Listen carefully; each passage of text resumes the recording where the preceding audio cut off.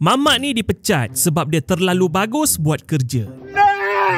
You are crazy! Ini Sai. Dia ni anak orang kaya, cucu kepada pengasas Singha Corporation. Tak lama lagi dia akan ambil alih bisnes keluarga dia, tapi tak tahu bila. Selepas tamat pengajian dalam jurusan animasi, dia terus masuk jadi penasihat khas kepada Ketua Pengarah Jabatan Taman Negara, Hidupan Liar dan Pemuliharaan Tumbuhan Thailand. Aku tak tahu macam mana dia dapat kerja tu, tapi itulah kerja dia. So dia ni ada kuasa lah. Dia sentiasa turun padang, raun kawasan percutian, tegur operator yang buat salah, ceramah pasal jaga alam. Dia siap buat signboard sendiri. Tak boleh buat ini, tak boleh buat ini. So pada 21 Februari 2025, masa dia tengah round dekat Krabi, tak ada hujan, tak ada ribut, dia tangkap orang tua dari Itali ini tengah snorkeling dekat kawasan larangan.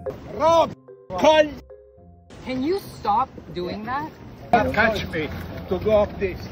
Okay, then we're going to fine you. Orang tua tu degil loh. Las-las kena tarik juga. Macam dugong lemas dia meroyan. No! You are crazy! Here!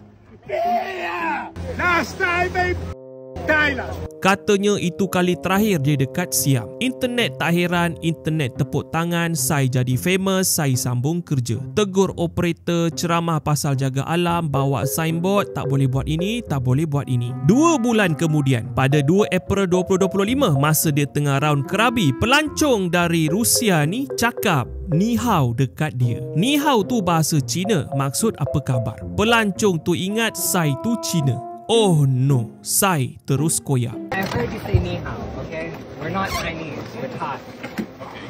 So try that again, and I will have you deported. Really? Yes.